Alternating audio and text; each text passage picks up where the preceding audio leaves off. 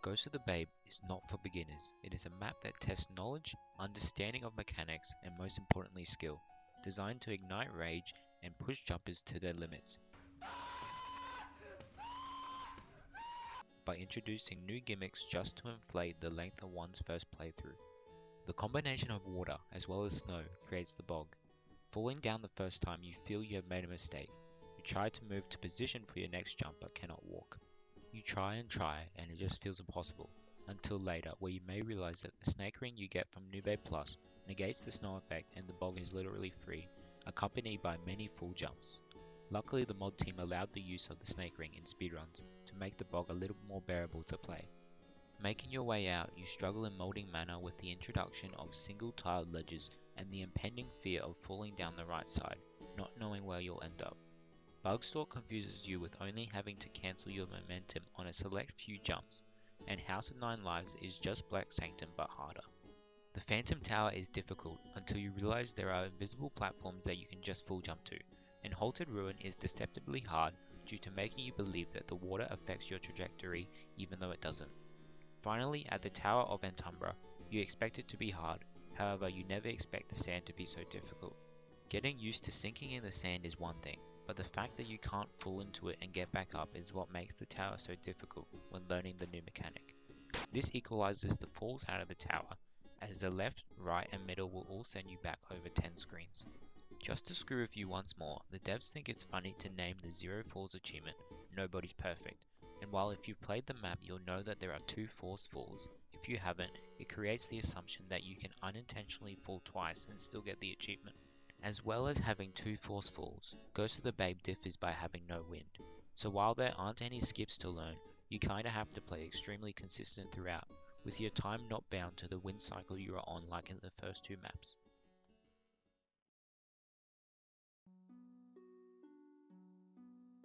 Ghost of the Babe was released on the 13th of December 2019, and many players were quick to finish the map in only 3 to 6 hours.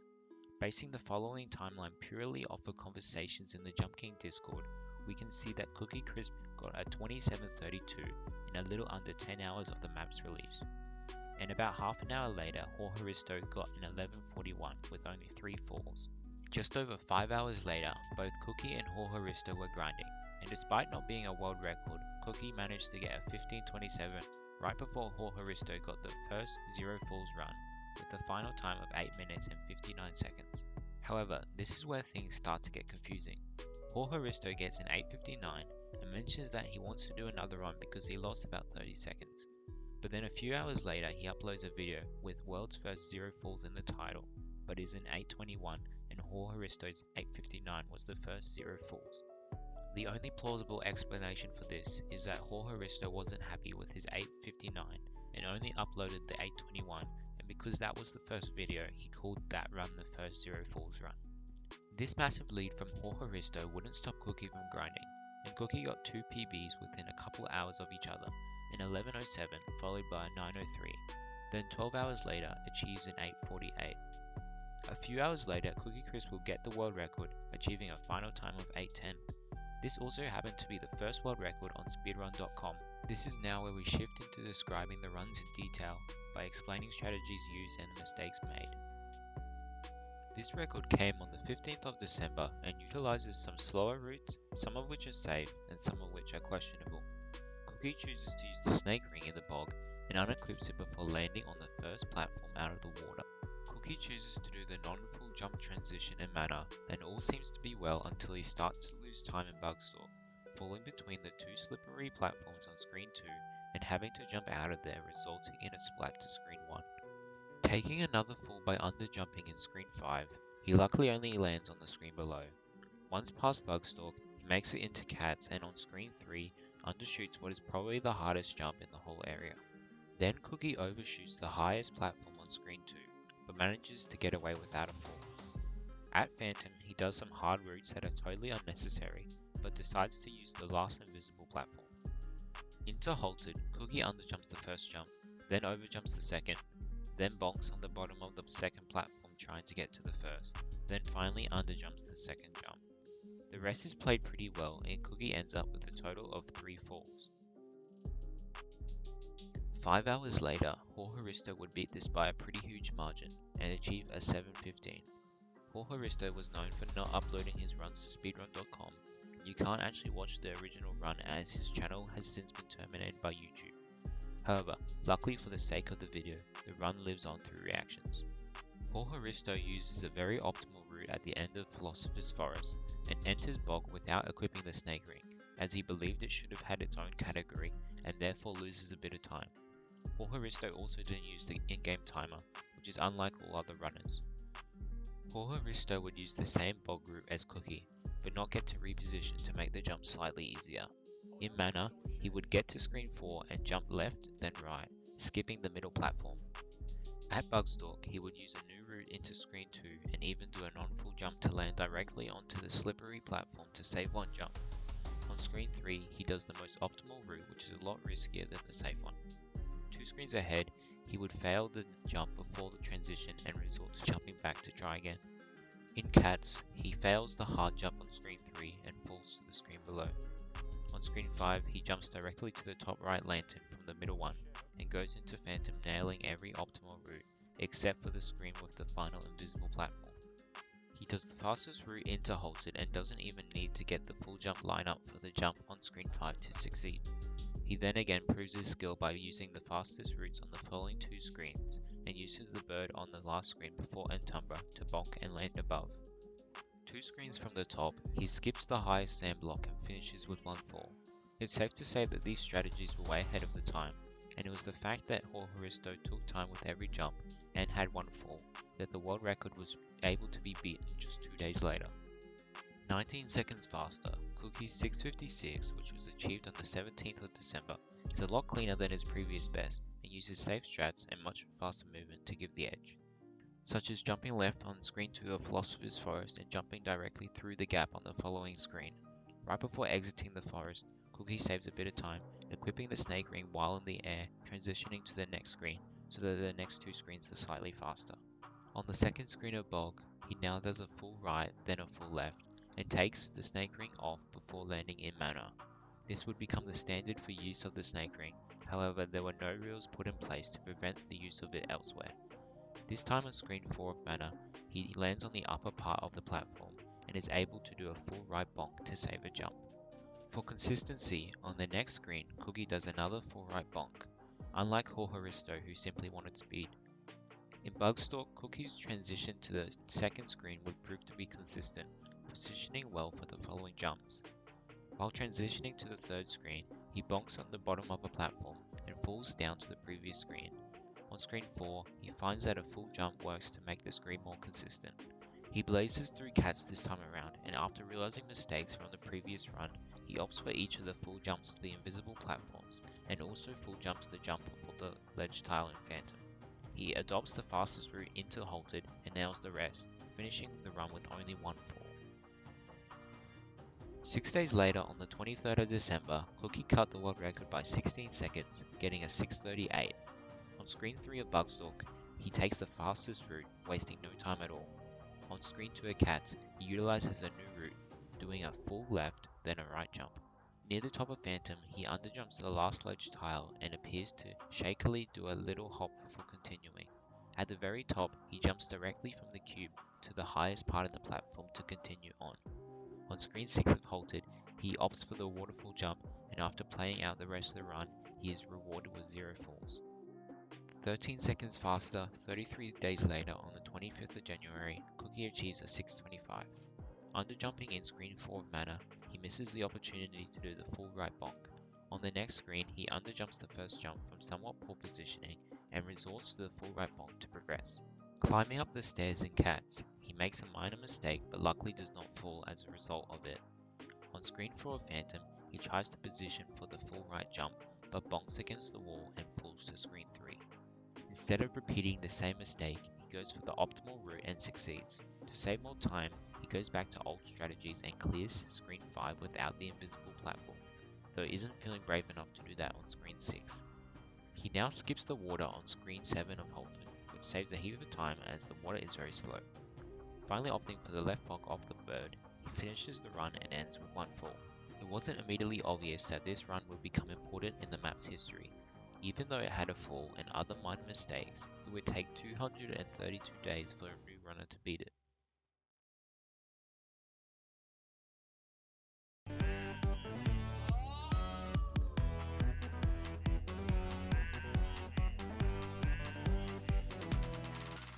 On the 13th of September later that year, Leoman achieved a 6:21, overtaking Cookie by 4 seconds. He would take many different routes than seen previously.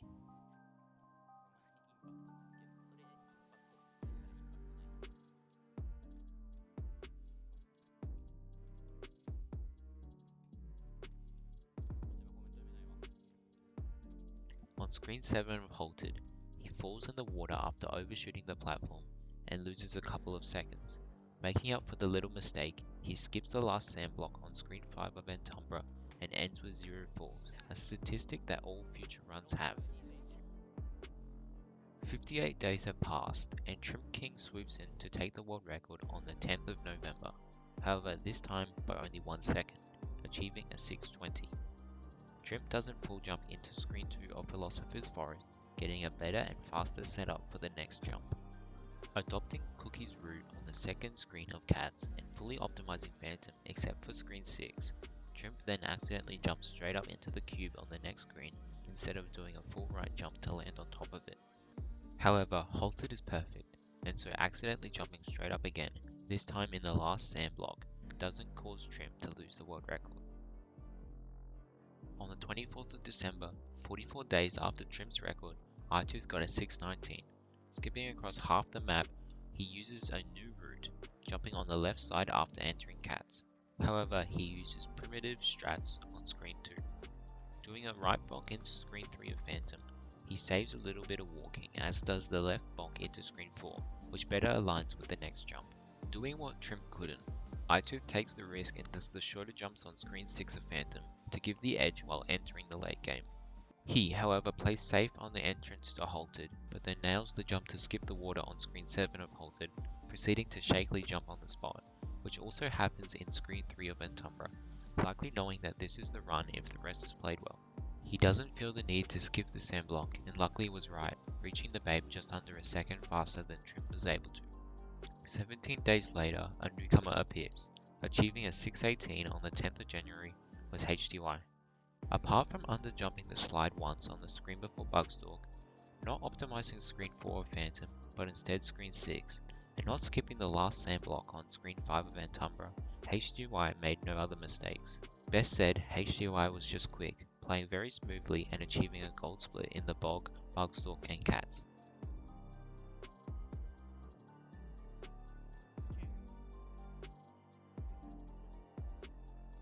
Just 7 days later, a 6:11 was achieved, dominating what seemed to be an already fast run, proving that there is often a clouded judgment of what is possible.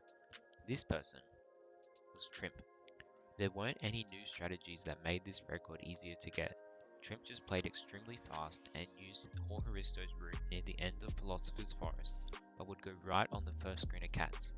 He would hop on both birds in quick succession and skip the sand and Entumbra. Fueling Trim's drive to get the world record was the fact that RiDGYY was on track to have all of them. Currently having the 80% Rebate Plus and Goes to the Babe record, all that RiDGYY needed was the All Maps record. Seeing Trim play very optimally, it would almost seem impossible for future world records to go much further than they had already gone. The motivation seemed minimal, with a great run and no new strategies to implement.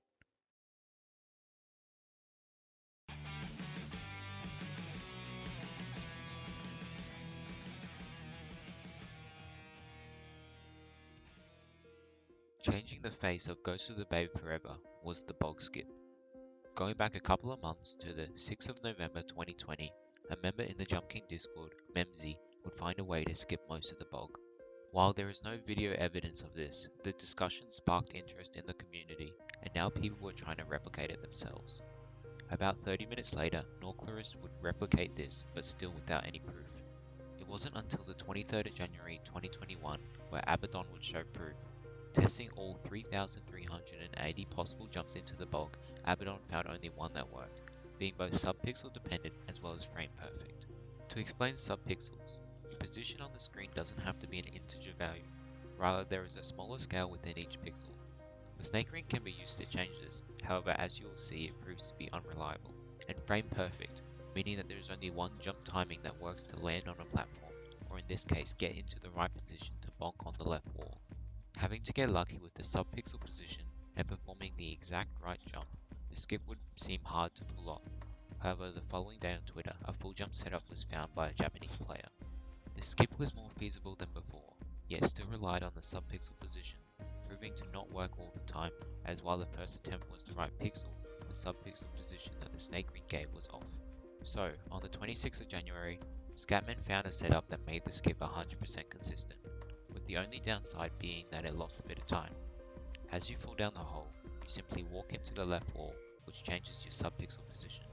From there, you can go over to the exact pixel and do a full jump. This will change the fall just enough to hit the wall and bounce off of it to land on the screen below.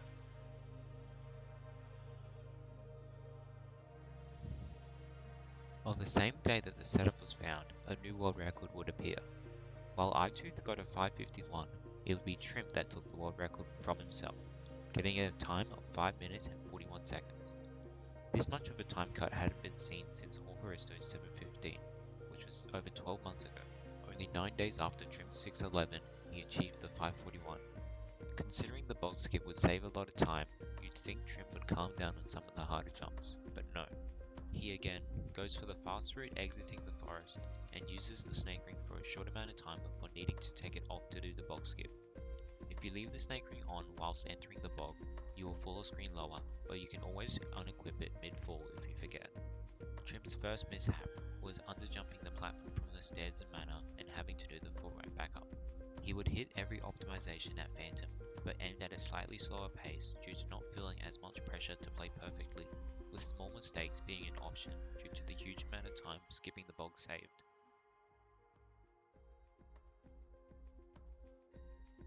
Comparing Trimp's best before and after the bog skip, we can see how much time the bog skip saves. In his 5:41 run, Trimp lands on the platform where the routes first meet at 48 seconds, and in the 6:11 Trimp lands on it at 1:25, meaning that the skip saves about 37 seconds, give or take a second or two. If Trimp's 6:11 used the bog skip, it would have roughly been a 5:34, proving to be a very fast pace even for the future.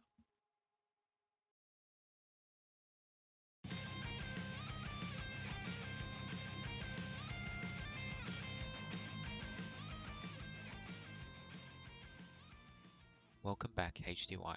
18 days after Trimp's 5:41, on the 13th of February, the sub 5:40 had been reached with the 5:39.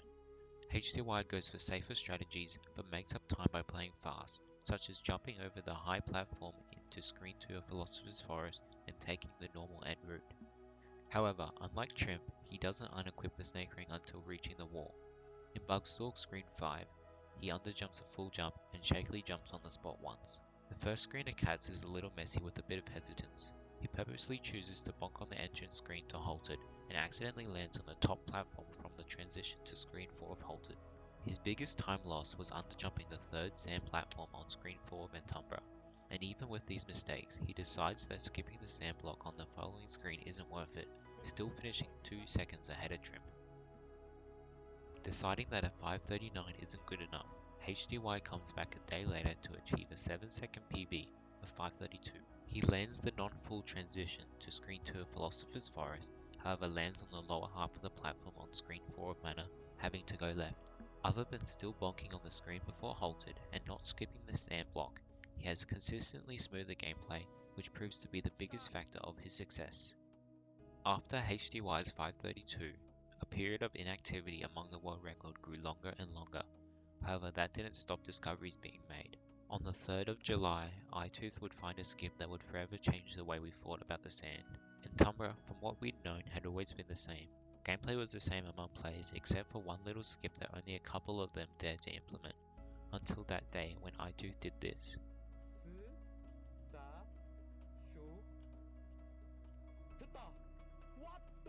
Not only did it save a couple of seconds, but it was also very cool. This skip got other players thinking, and on the 3rd of October, Eski found another skip, this time utilizing the sand mechanic more than ever before. By sinking down in the sand, then doing a small jump to get higher in the sand without leaving it.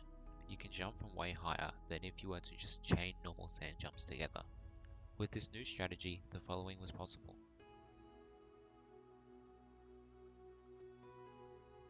And just as you thought that was cool, on the 4th of October, Esky found a new skip.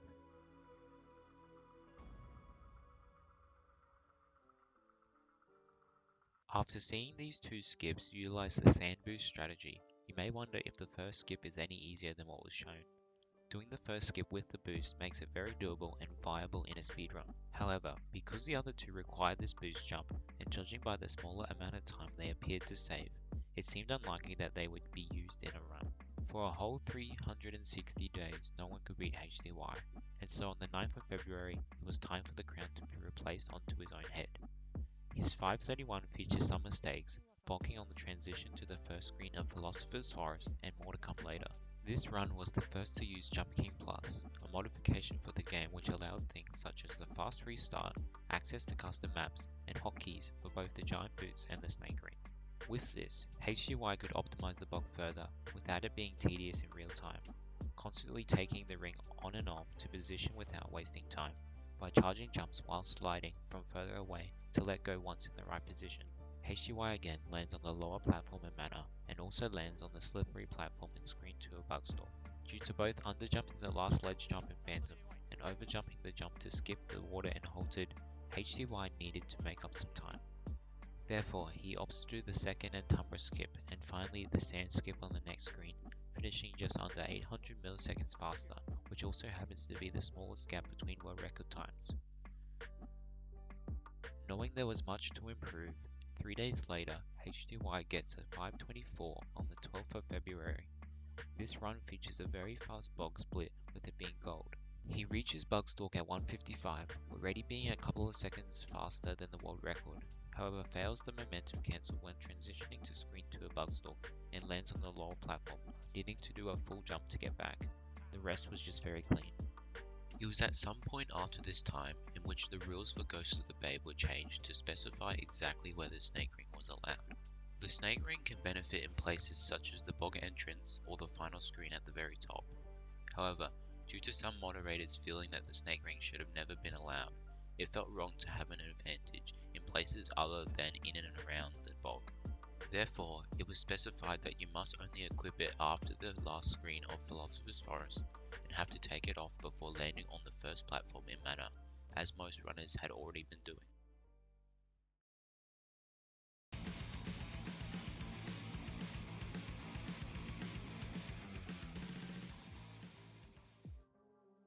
Looking at the leaderboards, currently the top 3 are the only evident competition for the world record. Comparing RiDGYY's run with RiDGYY's, we can see that the paces aren't even throughout. RiDGYY uses a different route on Screen 1 of Philosopher's Forest, whilst also bonking on the entrance. While this doesn't affect the in-game time, he plays on PS4, meaning that Jump King Plus is not available. Without hotkeys, the bog is more tedious when playing at a high level. Entering Bugstalk at 157, he hits the non-full transition to Screen 2, and at this point overtakes RiDGYY, but after entering Cats, decides to go right after landing in a bad position to go left, and by the end they are at a tie. He does the right bonk into Screen 3 of Phantom, and enters halted a second faster, however has a slower halted and gets a poor landing for the second and Tumbra skip, and chooses not to skip the sand block, which ultimately all added up to being 2 seconds slower. RiDGYY had another run, a 535, which had a fast enough pace without the mistakes to get the world record. While Trim's PB is currently 10 seconds behind RiDGYY, the run he had was also on pace for the world record, but due to wasting some time in Cats, a fall on Cats, and a big mistake in halted, he lost it.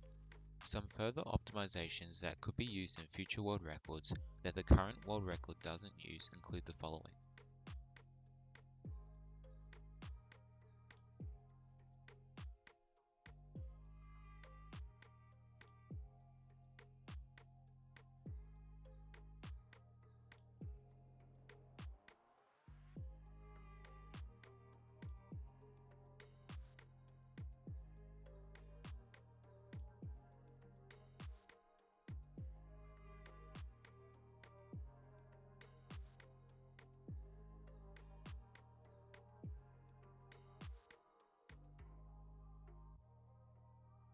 These, however, I wouldn't recommend.